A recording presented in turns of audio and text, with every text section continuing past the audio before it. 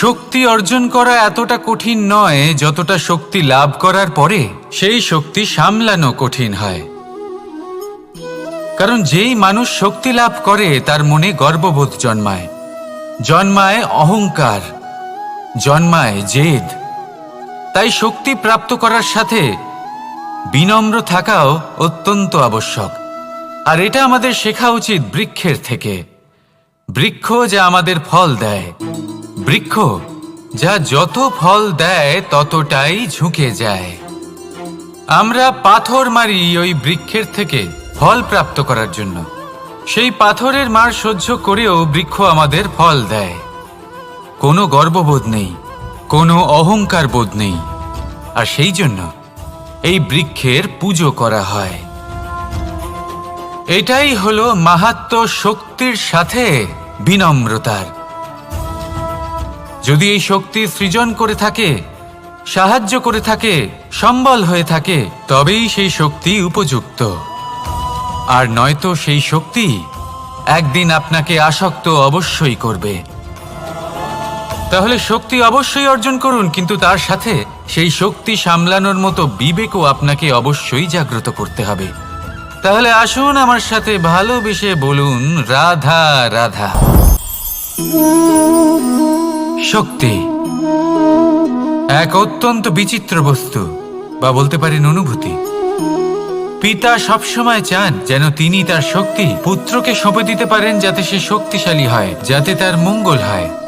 তার পুত্র সবসময় চায় যাতে সে পিতার সেই শক্তি লাভ করে।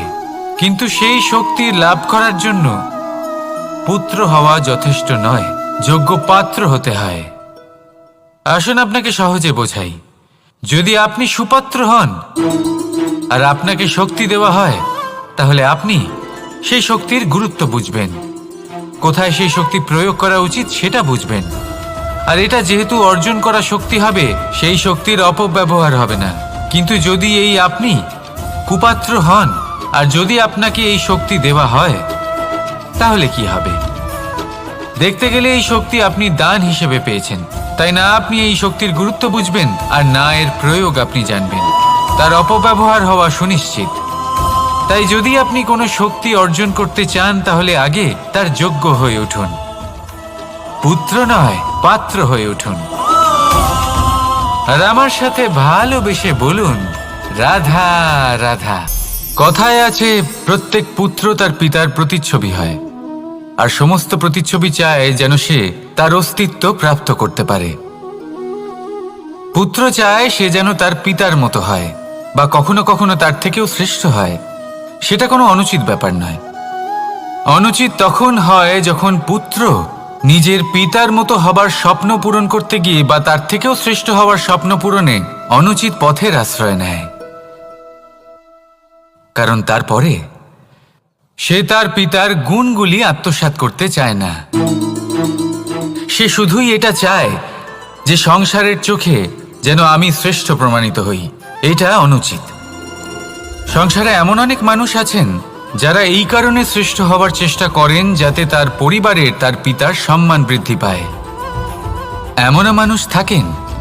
আর এটাই হলো পার্থক্য উদ্দেশ্যের। মনে রাখবেন, যদি আপনার উদ্দেশ্য শুভ হয় তাহলে পথও শুভ হবে, যদি আপনার উদ্দেশ্য অশুভ হয় তাহলে পথও অশুভ হবে। তাহলে নিজের পিতার মতো হবার চেষ্টা অবশ্যই করুন, তার থেকেও শ্রেষ্ঠ হওয়ার চেষ্টা অবশ্যই করুন, কিন্তু মনে রাখবেন আপনার সংকল্প আর আপনার উদ্দেশ্য এই দুই শুভ হওয়া উচিত। তাহলে আসুন আর আমার সাথে ভালোবেসে বলুন, রাধা রাধা। নিয়তি। রাধা আমাকে বলে, কৃষ্ণ, যদি তুমি জানো যে নিয়তিতে কি আছে, তাহলে তাকে বদলে দাও না কেন? মহাদেব আমাকে বলেন যে শ্রীকৃষ্ণ, যদি আপনি এটা জানেন যে সাম্বের নিয়তি এটাই, তাহলে আপনি তাকে বদলানোর চেষ্টা কেন করেন? কেন? কারণ আমি একজন পিতা, আর পিতার কর্তব্য এটাই, তিনি যেন সম্ভাব্য সব চেষ্টা করেন নিজের সন্তানের মঙ্গলের জন্য। নিয়তি আমি জানি, কিন্তু এটাও আমি জানি যে কর্মের থেকে বড় আর কোনো নিয়তি হতে পারে না। অভিজ্ঞতাও রয়েছে যে কর্মের হাতে নিয়তির এই চক্র বদলে যেতে পারে। তাই জীবনে যদি আপনার কখনো এমন মনে হয় যে এটা তো অসম্ভব, তখনও চেষ্টা করা কখনোই ছাড়বেন না। কে বলতে পারে আপনারই কর্মের কোনো এক বীজ হয়তো নিয়তির চাকায় আটকে গেল আর নিয়তিকে নিজের পথ পাল্টাতে হলো, ঠিক কি না? সেই জন্য নিয়তিকে ভাগ্য মেনে নিয়ে চুপ করে বসে থাকবেন না। নিজের নিয়তি স্বয়ং নিজের কর্মের দ্বারা নির্ধারিত করুন, কারণ আপনার এই কর্মের ওপরেই আপনার অধিকার রয়েছে।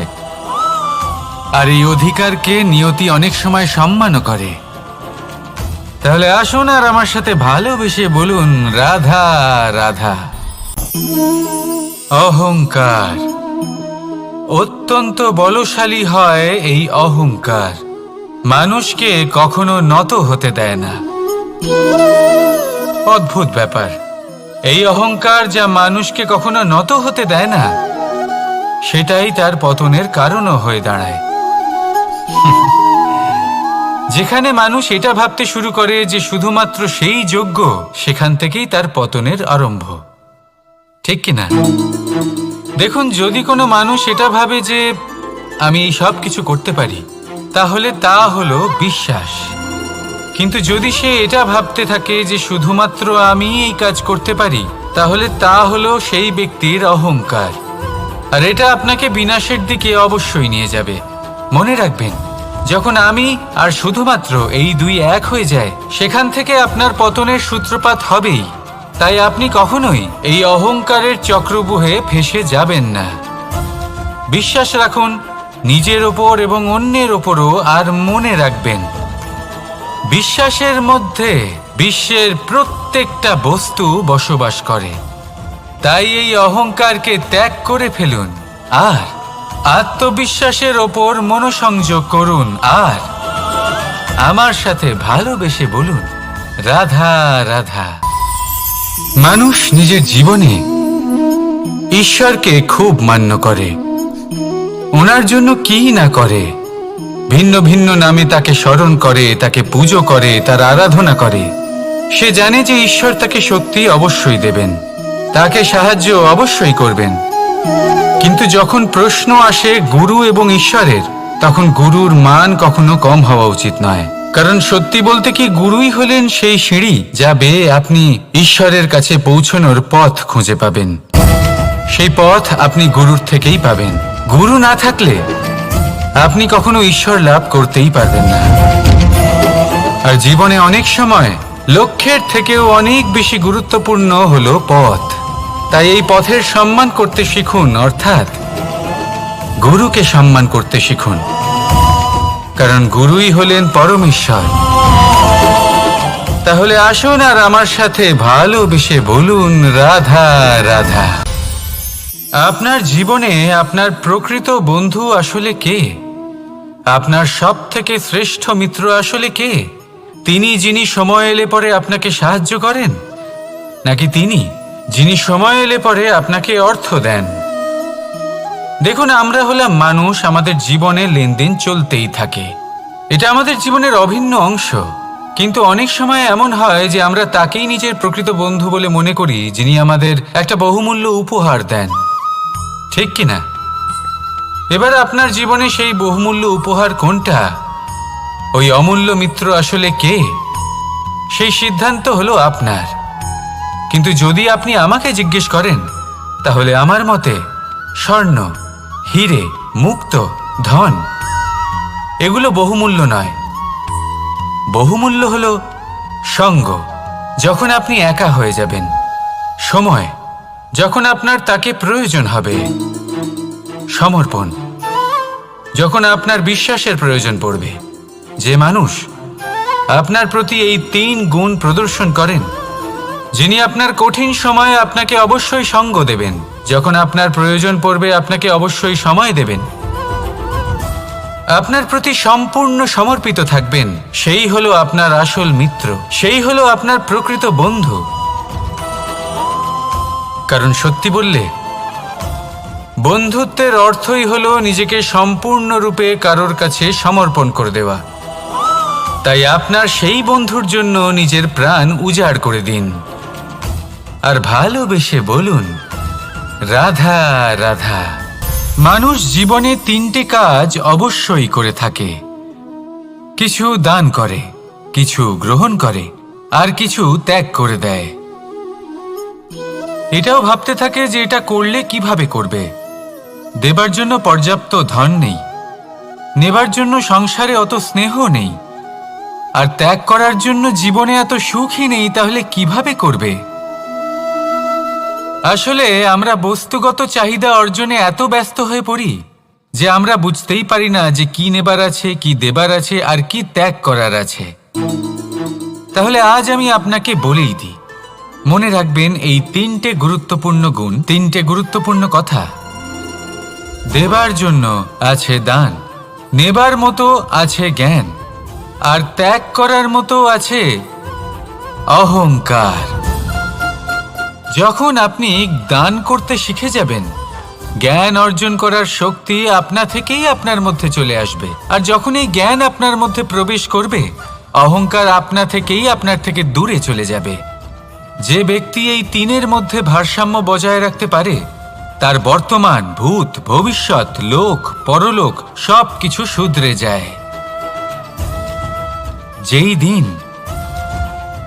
আপনি দান করতে শিখে যাবেন, জ্ঞান আহরণ করতে শিখে যাবেন, অভিমান ত্যাগ করতে শিখে যাবেন, আপনার সর্বশক্তিশালী, সর্বশক্তিমান পরমেশ্বরেরও প্রয়োজন পড়বে না।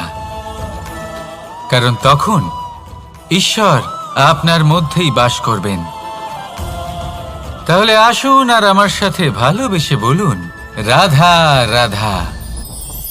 জীবনে অনেক সময় সমস্যা আমাদের চারদিক থেকে ঘিরে ফেলে। এই সমস্যা নানান ধরনের হতে পারে। আর্থিক সমস্যা হতে পারে, পারিবারিক সমস্যা হতে পারে, কোনো সম্পর্ক নিয়ে সমস্যা হতে পারে, কখনো কোনো দৈনিক সমস্যা হতে পারে, কখনো কোনো দ্বন্দ্ব হতে পারে, অনেক সমস্যা হতে পারে। কিন্তু যখনই কোনো সমস্যা আসে, আমাদের মনে তার জন্য একটা উত্তর অবশ্যই থেকে থাকে, যা আমাদের অন্তরে রয়েছে। একে আমরা বলি আত্মা। আত্মা হলো পরমাত্মারই রূপ, আর পরমাত্মা তা কখনোই কিছু অনুচিত চাইবে না। তাই তো এই আত্মা খুব ভালো করে জানে যে কোনটা উচিত আর কোনটা অনুচিত। যদি আসল বিষয়ের কথা বলি, তাহলে আপনাকে নিজের মনকে বুঝতে হবে। কারণ আত্মা তো পরমাত্মা থেকেই আসে। কিন্তু এই মন মানুষ জন্ম থেকেই প্রাপ্ত করে, যার বিকাশ হয় এই সংসারকে দেখে। যেদিন আপনার এই মন আর আপনার এই আত্মা, এই দুই এক হয়ে যাবে, আত্মসাৎ হয়ে যাবে, সেদিন আপনার জীবনে না কোনো সমস্যা থাকবে, না কোনো ঝঞ্ঝাট থাকবে, না কোনো সংকট থাকবে। কারণ আপনার কাছে সেই সমস্ত সমস্যার, সমস্ত বিপদের সমাধান থাকবে, আর তাও আপনারই অন্তরে। তাহলে আসুন আর আমার সাথে ভালোবেসে বলুন, রাধা রাধা। ভক্তি আর শক্তি, এই দুইয়ের মধ্যে সম্পর্ক অত্যন্ত সরল। মানুষ ভক্তি করেন যাতে তিনি শক্তি লাভ করতে পারেন, আর শক্তি লাভ করার পরে ভক্তিভাব ভুলে যান, আর শক্তির প্রতি আসক্তিতে মত্ত হয়ে যান, আর সেখান থেকেই তার বিনাশ শুরু হয়। কেন? কারণ ভক্তির দ্বারা প্রাপ্ত শক্তি অন্য কারোর হিতের জন্য ব্যবহার করতে হয়, অন্য কারোর মঙ্গল করার জন্য ব্যবহার করতে হয়, কারোর বিনাশের জন্য নয়। এবার যদি আমি আপনাদের একটা উদাহরণ দিয়ে বোঝাই, তাহলে কোদাল দিয়ে আমরা মাটি কোপাতে পারি, একটা গর্ত খুঁড়তে পারি, যাতে একটা নতুন বৃক্ষ জন্ম নিতে পারে। একটা বৃক্ষ যা অন্য জীবকে ফল প্রদান করবে, যাত্রীদের ছায়া প্রদান করবে। কিন্তু এই কোদালের ব্যবহার যদি আমরা অন্য কারোর ক্ষতি করার জন্য করি, তাহলে ক্ষতি শুধুমাত্র আমাদেরই হবে। তাই জীবনে যদি আপনি কোনো শক্তি লাভ করেন, হয়তো ভক্তির দ্বারা বা অন্য যেখান থেকেই হোক, তার সদ্ব্যবহার করতে শিখুন। নয়তো এই প্রাপ্ত শক্তি আপনার পতনের কারণ হয়ে দাঁড়াবে। তাহলে আসুন আমার সাথে ভালোবেসে বলুন, রাধা রাধা। বরদান অত্যন্ত বিচিত্র এক বিষয়, কিন্তু দেখতে গেলে এই বরদান কি না করতে পারে। এক দরিদ্রকে রাজা বানিয়ে দিতে পারে, একজন দুর্বলকে এই সংসারের সব থেকে শক্তিশালী ব্যক্তি বানিয়ে দিতে পারে। কিন্তু আমরা ভুলে যাই এক অত্যন্ত গুরুত্বপূর্ণ কথা। বরদান এই শব্দের শেষে দান লুকিয়ে রয়েছে। এই দান কথাটা অত্যন্ত গুরুত্বপূর্ণ।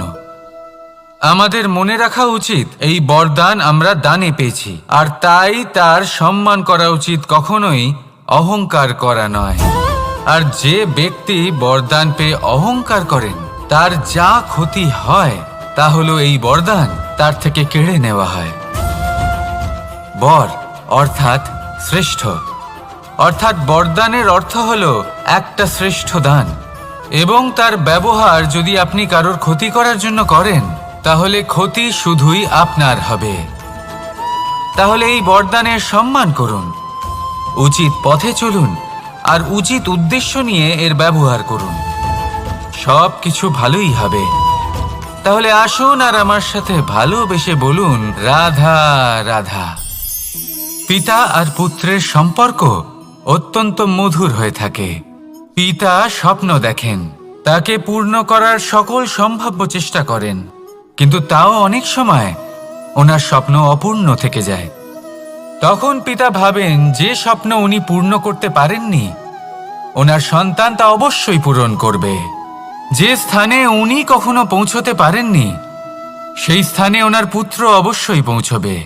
পিতা নিজের সন্তানের ভবিষ্যৎ নিয়ে সেই স্বপ্ন দেখেন, আর যখন সেই সন্তান সামনে এগোতে থাকে তখন তার দুঃখ হয় না, বরং গর্ব হয়।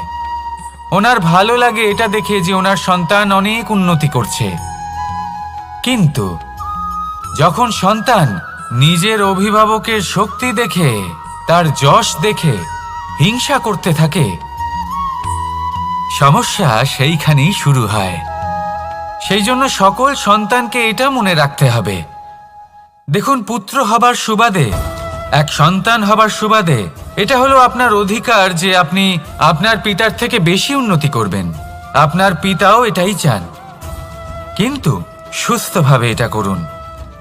একটা রেখা টেনে নিন যাতে আপনি তাতে এগোতে পারেন আর আপনার পিতার তাতে গর্ববোধ হয়, আর সেই বিষয়ে দুঃখ না হয় যে আমার সন্তান আমাকেই ছোট করার চেষ্টা করছে।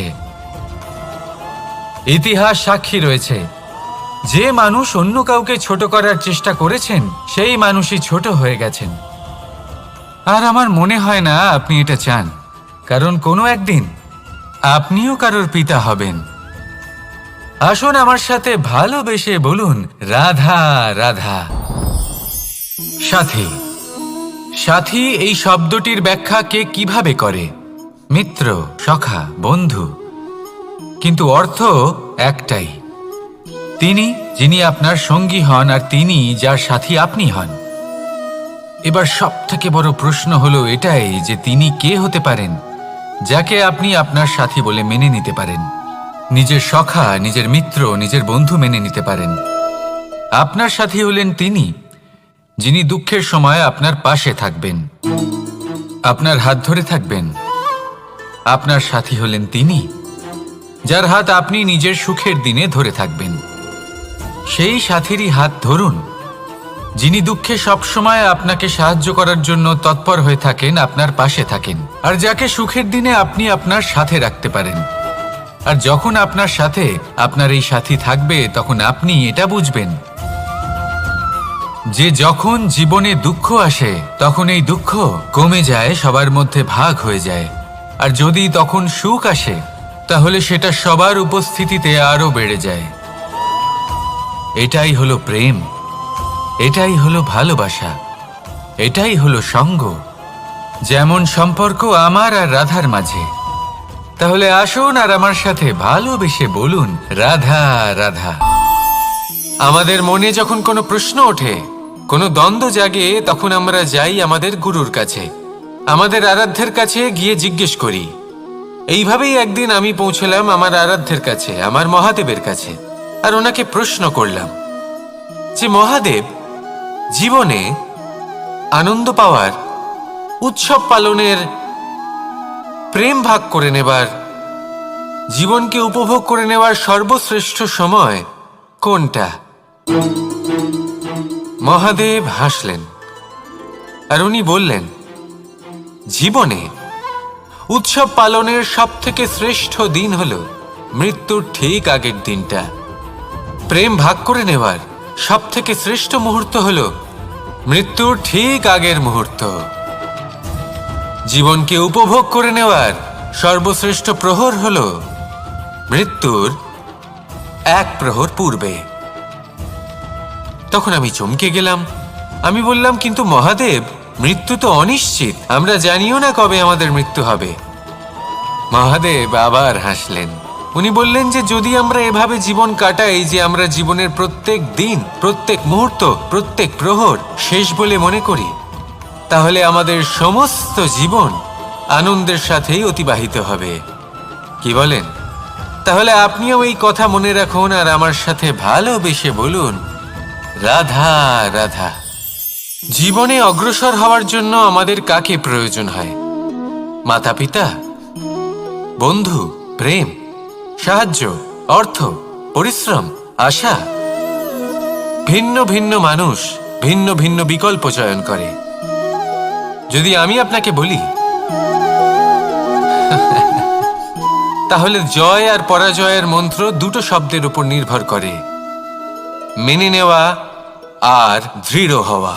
যদি মেনে নেন তাহলে হেরে যাবেন, যদি দৃঢ় হন তাহলে নিশ্চিত রূপে জয়ী হবেন। যদি কখনো আপনি ক্লান্ত হয়ে ওঠেন, আপনি দুঃখী হন, পুরোপুরি ভেঙে পড়েছেন, তখন মেনে নেবেন না যে আপনি ভেঙে পড়েছেন, নয়তো হেরে যাবেন। তখন উল্টে স্থির করবেন যে যাই হয়ে যাক না কেন, আমি জয়ী হবই। আর আপনি দেখবেন যে জয় নিশ্চিত রূপে আপনার কাছেই আসবে। তাহলে এই কথা মনে রাখবেন আর আমার সাথে ভালোবেসে বলবেন, রাধা রাধা। সময়, জীবন, কাল। দেখতে গেলে এই তিনটি শব্দ একটি শব্দেরই সমার্থক শব্দ মনে হয়, কিন্তু এই শব্দগুলির অর্থ কি সমান? কখনোই নয়। হ্যাঁ, এই সময় চলতে থাকে, জীবন চলতে থাকে, কালচক্র চলতে থাকে। এই সময় কেটে যায়, কিন্তু এই জীবন, একে যাপন করতে হয়। কি বলেন? এই জীবনে কিছু করুন বা কিছু না করুন, জীবন এমনি কেটে যাবে, আপনি জানতেও পারবেন না। কিন্তু সেটা আমাদের উদ্দেশ্য নয়, একে যাপন করতে হবে। এই জীবনে প্রেরণা পেতে শিখুন, প্রেরণা দিতে শিখুন, আহ্বান গ্রহণ করতে শিখুন, আহ্বান জানাতে শিখুন, মহান কাজ করতে শিখুন, ধন্যাত্মক বোধ জাগিয়ে তুলুন। জীবন অতিবাহিত করার অর্থ কি তা আপনি শিখে যাবেন। কারণ সময় কেটে যায়, সমস্ত যুগ কেটে যায়, কিন্তু জীবনের রীতি জীবন কাটিয়ে দেওয়া নয়, জীবন যাপন করা। এই জীবন সম্পূর্ণরূপে অনুভব করতে হবে, নতুন পথ বানাতে হবে। এবারে যদি এই জীবন বাঁচার সময় একবার ভেবে দেখুন, যদি মনে প্রেম থাকে, সদ্ভাবনা থাকে, তাহলে কি হবে? এই জীবনকে বাঁচার অনুভূতিটাই অন্যরকম হয়ে যাবে, একটা আনন্দময় অনুভূতি লাভ করবেন। তাহলে এটাই করুন আর আমার সাথে ভালোবেসে বলুন, রাধা রাধা। আপনি কি কখনো কোনো জলের ধারা দেখেছেন? তার সামনে যতই মাটি থাকুক না কেন, যতই কাদা থাকুক না কেন, যখন এই জলের ধারা বইতে আরম্ভ করে দেয়, তখন এই কাদাকে নিজেই ধুয়ে নিয়ে যায়। ওই কাদাকে ধুয়ে দেয় এবং নিজের পথ নিজেই তৈরি করে নেয়। তাহলে আপনিও এরকম জলের মতো হয়ে উঠুন। যদি হয়ে উঠতে পারেন, তাহলে নিজের মনের, নিজের ভাবনার, নিজের জীবনের যত অনাবশ্যক তত্ত্ব আছে, অনুপযোগী অংশ রয়েছে, অর্থাৎ অপরিষ্কার অংশ রয়েছে, তা নিজে থেকেই নির্মল হয়ে উঠবে। আর যেরকম জলের ধারা কখনো থেমে থাকে না, সব সময় বয়ে চলে, সেইভাবে আপনিও কখনোই থামবেন না। সবসময় বয়ে চলুন, এগোতে থাকুন। পথে যদি অনেক বিপদ আসে, সমস্যা আসে, থামবেন না, তার উপর নিরন্তর প্রহার করুন, নিরন্তর প্রয়াস করুন আর অগ্রসর হন। আপনি ভেবে দেখুন, এই জলের ধারা কখনো থেমে থাকে না, সবসময় বয়ে চলে, বিপদের সম্মুখীন হয়ে তাকে সাথে বয়ে নিয়ে চলে। সেই জন্য জলের ধারা, প্রবাহমান এই ধারা, এর থেকে কখনো দুর্গন্ধ আসে না, এতে কখনো ময়লা জমতে পারে না, বরং পালিত হয় সুন্দর প্রাণবন্ত জীবজন্তু, যেমন সুন্দর ছোট মাছ। তাই আপনিও এটাই করুন, কখনো থামবেন না, শুধু চলতে থাকুন, জলের ধারার মতো বইতে থাকুন। আপনি আপনার লক্ষ্য অবশ্যই খুঁজে পাবেন, আর তার সাথে নিজের অন্তরের যে মালিন্য রয়েছে তা আপনি নিজেই নিজের থেকে দূরে করে দেবেন। তাহলে আসুন আর আমার সাথে ভালোবেসে বলুন, রাধা রাধা। এবার অনেক সময় মানুষের মনে এরকম প্রশ্ন আসে যে এই সংসারে সব থেকে বড় বিপদ কি?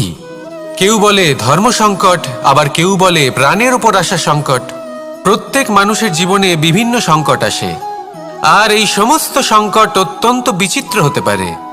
এই সমস্ত সংসার হলো সংকট দ্বারা পরিপূর্ণ। ঠিক আছে, আপনাকে একটা উদাহরণ দিই। একজন ধনী ব্যক্তি, এবার ওনার জীবনে সংকট কি হতে পারে? সংকট এটাই যে কেউ তার সম্পত্তি চুরি না করে নেয়, আমরা বুঝতে পারছি। এবার একজন চোর, তার জীবনে সংকট কি হতে পারে? যে চুরি করার সময় সে যদি তার একটা কাশি চাপতে না পারে, তাহলে সে ধরা পড়ে যেতে পারে, ঠিক কিনা? আবার অনেক সময় এমনও হয় যে যার জন্য আমি সংকট, সেও আমার কাছে সংকট। যেমন এই পরিস্থিতিতে দেখুন, সংকট হলো সংকট, এ তো জীবনে থাকবে, কিন্তু এর সম্মুখীন কিভাবে হওয়া যায়? খুব সরল, সব এটার ওপর নির্ভর করে, মনের ওপর। এই মনকে নিয়ন্ত্রণ করলে সব ঠিক থাকবে। এবার যদি ধনী ব্যক্তি মনকে নিয়ন্ত্রণ করে ফেলেন, নিজের অর্থের ব্যবহার শুভ কাজের জন্য, সমাজের সেবার জন্য বিকাশ করতে করেন, ওই অর্থকে একত্রিত করে না রাখেন, তাহলে চুরির সমস্যা, এই সংকট সেখানেই কেটে যাবে। এবার যদি কথা বলি সেই চোরের, তাহলে চোর যদি নিজের মনকে সংযত করে নেয়, যদি নিজের কর্মকে নিয়ন্ত্রণ করতে পারে, তাহলে এমন কোনো স্বর নেই যা ওকে ধরা পড়তে বাধ্য করবে। সেই জন্য জীবনে সংকট যতই আসুক, যত বড়ই সংকট আসুক না কেন, কবচ হলো একটাই, আর এই কবচের নাম হলো আত্মনিয়ন্ত্রণ। নিজের মনকে নিয়ন্ত্রণে রাখতে শিখুন। এটা নিজের জীবনে প্রয়োগ করে তো দেখুন। যদি আপনি করতে পারেন, তবে আপনি দেখবেন যে সংকট তো জীবনে আসা যাওয়া করে, কিন্তু সেই সংকটগুলির সম্মুখীন আপনি এইভাবে করতে পারবেন। তাহলে সেটাই করুন, আর আমার সাথে ভালোবেসে বলুন, রাধা রাধা। এই দড়িটা দেখুন, ছোট ছোট রেশম দ্বারা তৈরি, এটা সরু সুতো দ্বারা তৈরি হয়েছে এটা, আর এ অত্যন্ত কোমলও বটে। আর আপনি চাইলে এটা সোজাও করে দিতে পারেন, আর চাইলে এটা বেঁকিয়েও দিতে পারেন, আর যদি চান তাহলে এটা গোল গোল করে বেঁধে কোথাও রেখেও দিতে পারেন। এবার এই কোমল দড়ি যদি কোনো নিষ্ঠুর কঠিন পাথরে বারংবার জড়িয়ে দেওয়া হয়, তাহলেও তাকেও কাটতে পারে, নিজের ছাপ ছেড়ে যেতে পারে, সেটার আকারও বদলে ফেলতে পারে। এবার এর কারণ কি? এর কারণ হলো অভ্যাস আর নিরন্তর প্রচেষ্টা। যদি আপনিও চেষ্টা করেন আর নিরন্তর কর্ম করে যান, তাহলে আপনার প্রারব্ধ পাথরের মতো কঠিনই হোক না কেন, তাতে ভাঙন ধরিয়েও আপনি নিজের লক্ষ্যে অবশ্যই পৌঁছতে পারবেন। একটা গুরুত্বপূর্ণ কথা মনে রাখবেন, সুকর্মের অভ্যাস আর নিরন্তর প্রয়াস, এই হলো সাফল্যের মন্ত্র। তাহলে জীবনে এই মন্ত্র আনুন আর আমার সাথে ভালোবেসে বলুন, রাধা রাধা। শক্তি। শক্তি অর্জন করা এতটা কঠিন নয় যতটা শক্তি লাভ করার পরে সেই শক্তি সামলানো কঠিন হয়। কারণ যেই মানুষ শক্তি লাভ করে তার মনে গর্ববোধ জন্মায়, জন্মায় অহংকার, জন্মায় জেদ। তাই শক্তি প্রাপ্ত করার সাথে বিনম্র থাকাও অত্যন্ত আবশ্যক। আর এটা আমাদের শেখা উচিত বৃক্ষের থেকে। বৃক্ষ যা আমাদের ফল দেয়, বৃক্ষ যা যত ফল দেয় ততটাই ঝুঁকে যায়। আমরা পাথর মারি ওই বৃক্ষের থেকে ফল প্রাপ্ত করার জন্য। সেই পাথরের মার সহ্য করেও বৃক্ষ আমাদের ফল দেয়। কোনো গর্ববোধ নেই, কোনো অহংকার বোধ নেই। আর সেই জন্য এই বৃক্ষের পুজো করা হয়। এটাই হলো মাহাত্ম্য শক্তির সাথে বিনম্রতার। যদি এই শক্তি সৃজন করে থাকে, সাহায্য করে থাকে, সম্বল হয়ে থাকে, তবেই সেই শক্তি উপযুক্ত।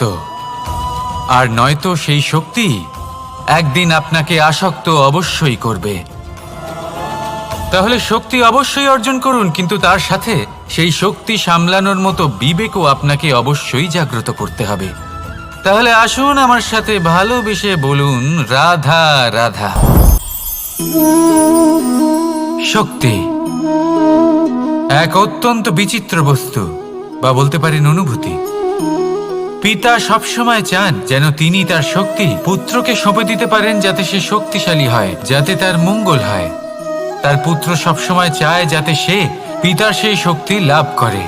কিন্তু সেই শক্তি লাভ করার জন্য পুত্র হওয়া যথেষ্ট নয়, যোগ্য পাত্র হতে হয়। আসুন আপনাকে সহজে বোঝাই। যদি আপনি সুপাত্র হন আর আপনাকে শক্তি দেওয়া হয়, তাহলে আপনি সেই শক্তির গুরুত্ব বুঝবেন, কোথায় সেই শক্তি প্রয়োগ করা উচিত সেটা বুঝবেন। আর এটা যেহেতু অর্জন করা শক্তি হবে, সেই শক্তির অপব্যবহার হবে না। কিন্তু যদি এই আপনি কুপাত্র হন আর যদি আপনাকে এই শক্তি দেওয়া হয়, তাহলে কি হবে? দেখতে গেলে এই শক্তি আপনি দান হিসেবে পেয়েছেন, তাই না আপনি এই শক্তির গুরুত্ব বুঝবেন আর না এর প্রয়োগ আপনি জানবেন। তার অপব্যবহার হওয়া সুনিশ্চিত। তাই যদি আপনি কোনো শক্তি অর্জন করতে চান, তাহলে আগে তার যোগ্য হয়ে উঠুন। পুত্র নয়, পাত্র হয়ে উঠুন। আর আমার সাথে ভালোবেসে বলুন, রাধা রাধা। কথায় আছে, প্রত্যেক পুত্র তার পিতার প্রতিচ্ছবি হয়, আর সমস্ত প্রতিচ্ছবি চায় যেন সে তার অস্তিত্ব প্রাপ্ত করতে পারে। পুত্র চায় সে যেন তার পিতার মতো হয়, বা কখনো কখনো তার থেকেও শ্রেষ্ঠ হয়। সেটা কোনো অনুচিত ব্যাপার নয়। অনুচিত তখন হয় যখন পুত্র নিজের পিতার মতো হবার স্বপ্ন পূরণ করতে গিয়ে বা তার থেকেও শ্রেষ্ঠ হওয়ার স্বপ্ন পূরণে অনুচিত পথের আশ্রয় নেয়। কারণ তারপরে সে তার পিতার গুণগুলি আত্মসাৎ করতে চায় না। সে শুধুই এটা চায় যে সংসারের চোখে যেন আমি শ্রেষ্ঠ প্রমাণিত হই। এটা অনুচিত। সংসারে এমন অনেক মানুষ আছেন যারা এই কারণে শ্রেষ্ঠ হবার চেষ্টা করেন যাতে তার পরিবারের তার পিতার সম্মান বৃদ্ধি পায়। এমনও মানুষ থাকেন। আর এটাই হলো পার্থক্য উদ্দেশ্যের। মনে রাখবেন, যদি আপনার উদ্দেশ্য শুভ হয় তাহলে পথও শুভ হবে, যদি আপনার উদ্দেশ্য অশুভ হয় তাহলে পথও অশুভ হবে। তাহলে নিজের পিতার মতো হবার চেষ্টা অবশ্যই করুন, তার থেকেও শ্রেষ্ঠ হওয়ার চেষ্টা অবশ্যই করুন, কিন্তু মনে রাখবেন আপনার সংকল্প আর আপনার উদ্দেশ্য এই দুই শুভ হওয়া উচিত। তাহলে আসুন আর আমার সাথে ভালোবেসে বলুন, রাধা রাধা। নিয়তি। রাধা আমাকে বলে, কৃষ্ণ, যদি তুমি জানো যে নিয়তিতে কি আছে, তাহলে তাকে বদলে দাও না কেন? মহাদেব আমাকে বলেন যে শ্রীকৃষ্ণ, যদি আপনি এটা জানেন যে সাম্বের নিয়তি এটাই, তাহলে আপনি তাকে বদলানোর চেষ্টা কেন করেন? কেন? কারণ আমি একজন পিতা, আর পিতার কর্তব্য এটাই, তিনি যেন সম্ভাব্য সব চেষ্টা করেন নিজের সন্তানের মঙ্গলের জন্য। নিয়তি আমি জানি, কিন্তু এটাও আমি জানি যে কর্মের থেকে বড় আর কোনো নিয়তি হতে পারে না। অভিজ্ঞতাও রয়েছে যে কর্মের হাতে নিয়তির এই চক্র বদলে যেতে পারে। তাই জীবনে যদি আপনার কখনো এমন মনে হয় যে এটা তো অসম্ভব, তখনও চেষ্টা করা কখনোই ছাড়বেন না। কে বলতে পারে আপনারই কর্মের কোনো এক বীজ হয়তো নিয়তির চাকায় আটকে গেল আর নিয়তিকে নিজের পথ পাল্টাতে হলো, ঠিক কি না? সেই জন্য নিয়তিকে ভাগ্য মেনে নিয়ে চুপ করে বসে থাকবেন না। নিজের নিয়তি স্বয়ং নিজের কর্মের দ্বারা নির্ধারিত করুন, কারণ আপনার এই কর্মের ওপরেই আপনার অধিকার রয়েছে। আর এই অধিকারকে নিয়তি অনেক সময় সম্মানও করে। তাহলে আসুন আর আমার সাথে ভালোবেসে বলুন, রাধা রাধা। অহংকার অত্যন্ত বলশালী হয়। এই অহংকার মানুষকে কখনো নত হতে দেয় না। অদ্ভুত ব্যাপার, এই অহংকার যা মানুষকে কখনো নত হতে দেয় না, সেটাই তার পতনের কারণও হয়ে দাঁড়ায়। যেখানে মানুষ এটা ভাবতে শুরু করে যে শুধুমাত্র সেই যোগ্য, সেখান থেকেই তার পতনের আরম্ভ, ঠিক কিনা? দেখুন, যদি কোনো মানুষ এটা ভাবে যে আমি এই সব কিছু করতে পারি, তাহলে তা হলো বিশ্বাস। কিন্তু যদি সে এটা ভাবতে থাকে যে শুধুমাত্র আমি এই কাজ করতে পারি, তাহলে তা হলো সেই ব্যক্তির অহংকার। আর এটা আপনাকে বিনাশের দিকে অবশ্যই নিয়ে যাবে। মনে রাখবেন, যখন আমি আর শুধুমাত্র এই দুই এক হয়ে যায়, সেখান থেকে আপনার পতনের সূত্রপাত হবেই। তাই আপনি কখনোই এই অহংকারের চক্রব্যূহে ফেঁসে যাবেন না। বিশ্বাস রাখুন নিজের ওপর এবং অন্যের ওপরও। আর মনে রাখবেন, বিশ্বাসের মধ্যে বিশ্বের প্রত্যেকটা বস্তু বসবাস করে। তাই এই অহংকারকে ত্যাগ করে ফেলুন আর আত্মবিশ্বাসের ওপর মনোসংযোগ করুন। আর আমার সাথে ভালোবেসে বলুন, রাধা রাধা। মানুষ নিজের জীবনে ঈশ্বরকে খুব মান্য করে, ওনার জন্য কি না করে। ভিন্ন ভিন্ন নামে তাকে স্মরণ করে, তাকে পুজো করে, তার আরাধনা করে। সে জানে যে ঈশ্বর তাকে শক্তি অবশ্যই দেবেন, তাকে সাহায্য অবশ্যই করবেন। কিন্তু যখন প্রশ্ন আসে গুরু এবং ঈশ্বরের, তখন গুরুর মান কখনো কম হওয়া উচিত নয়। কারণ সত্যি বলতে কি, গুরুই হলেন সেই সিঁড়ি যা বেয়ে আপনি ঈশ্বরের কাছে পৌঁছানোর পথ খুঁজে পাবেন। সেই পথ আপনি গুরুর থেকেই পাবেন। গুরু না থাকলে আপনি কখনো ঈশ্বর লাভ করতেই পারবেন না। আর জীবনে অনেক সময় লক্ষ্যের থেকেও অনেক বেশি গুরুত্বপূর্ণ হলো পথ। তাই এই পথের সম্মান করতে শিখুন, অর্থাৎ গুরুকে সম্মান করতে শিখুন, কারণ গুরুই হলেন পরমেশ্বর। তাহলে আসুন আর আমার সাথে ভালোবেসে বলুন, রাধা রাধা। আপনার জীবনে আপনার প্রকৃত বন্ধু আসলে কে? আপনার সব থেকে শ্রেষ্ঠ মিত্র আসলে কে? তিনি যিনি সময় এলে পরে আপনাকে সাহায্য করেন, নাকি তিনি যিনি সময় এলে পরে আপনাকে অর্থ দেন? দেখুন, আমরা হলাম মানুষ, আমাদের জীবনে লেনদেন চলতেই থাকে। এটা আমাদের জীবনের অভিন্ন অংশ। কিন্তু অনেক সময় এমন হয় যে আমরা তাকেই নিজের প্রকৃত বন্ধু বলে মনে করি, যিনি আমাদের একটা বহুমূল্য উপহার দেন, ঠিক কিনা? এবার আপনার জীবনে সেই বহুমূল্য উপহার কোনটা, ওই অমূল্য মিত্র আসলে কে, সেই সিদ্ধান্ত হলো আপনার। কিন্তু যদি আপনি আমাকে জিজ্ঞেস করেন, তাহলে আমার মতে স্বর্ণ, হিরে, মুক্ত, ধন এগুলো বহুমূল্য নয়।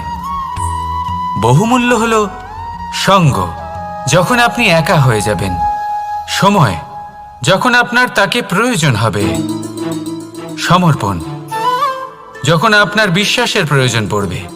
যে মানুষ আপনার প্রতি এই 3 গুণ প্রদর্শন করেন, যিনি আপনার কঠিন সময়ে আপনাকে অবশ্যই সঙ্গ দেবেন, যখন আপনার প্রয়োজন পড়বে আপনাকে অবশ্যই সময় দেবেন, আপনার প্রতি সম্পূর্ণ সমর্পিত থাকবেন, সেই হলো আপনার আসল মিত্র, সেই হলো আপনার প্রকৃত বন্ধু।